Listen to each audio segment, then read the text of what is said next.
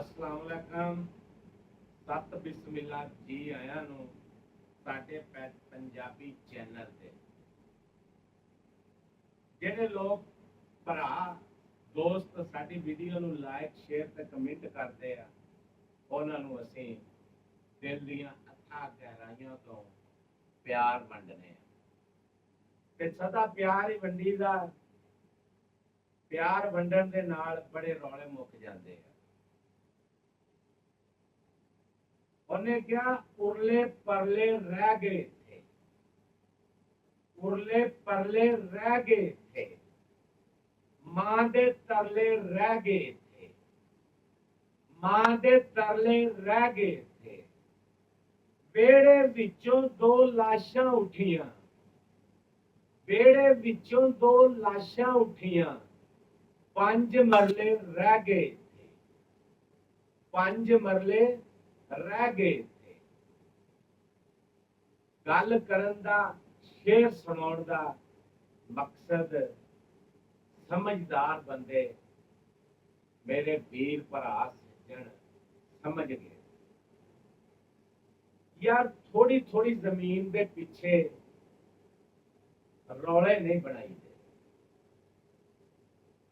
जदों रौले थोड़ी थोड़ी गल तो बनाइए ना, थोड़ी थोड़ी जमीन या थोड़ी थोड़ी जगह के उत्तों बनाइए ते खानदाना दे खानदान तुर जाते।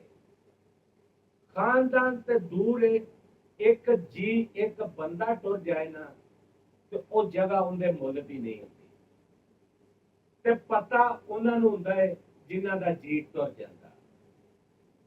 गल करन दा ते समझाउण दा मकसद यही है कि यार शराफत प्यार वंडना प्यार दे विच रहना ये बड़ी वड्डी गल है।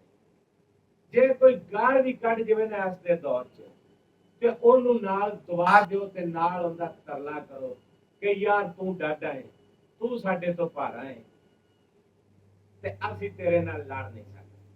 जे वो तुहाडे तो जमीन मंगदा यार दे दिओ, 5 मरले मंग लेगा, 10 मंग लेगा, वो एक किला मंग लेगा यार, ओनू दे दिओ यार।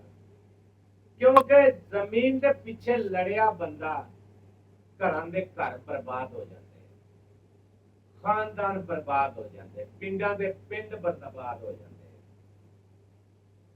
ओए प्यार वंडिया करो, प्यार दे विच बड़े रौले मुक जाते हैं।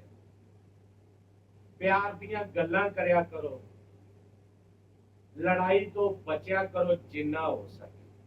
आ शेर दे विच वेखना उहने क्या मां दे तरले रह गए उत्थे, मां दे तरले रह गए थे। बेड़े दे विचों दो लाशां उठियां, 5 मरले फिर रह गए थे। की फायदा होया, 2 लाशां उठ गईयां, 5 मरले इत्थे रह गए। शेर नाल लिखण वाले ने भी यार कमाल कर छड्डिया। जेड़े को 2-4 बोल लिखे है ना, कमाल कर छड्डे यार।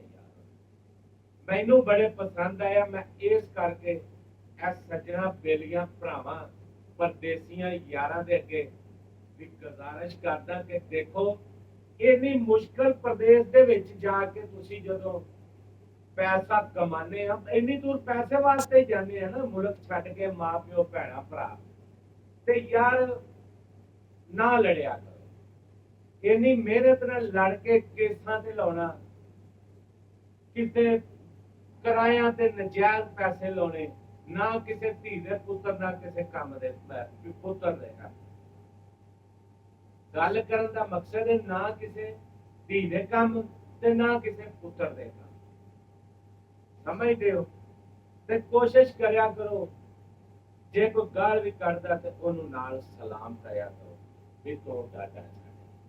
हसते रहो ते बसते रहो। उम्मीद है जेड़े बंदे मेरी गल सुनन दे वो गल ते पहरा जरूर देण दे, गल ते अमल भी जरूर करन दे। सत बिस्मिल्लाह जी आया नूं सदा सुखी रहो। ते जेड़े वीरां ने चैनल सबसक्राइब नहीं कीता वो चैनल नूं जरा हथ मार के सबसक्राइब कर लो ते नाल घंटी वाले बटन ते भी हथ मार लिया जो ताकि ताज़ी ताज़ी वीडियो सज्जणा तक पहुंच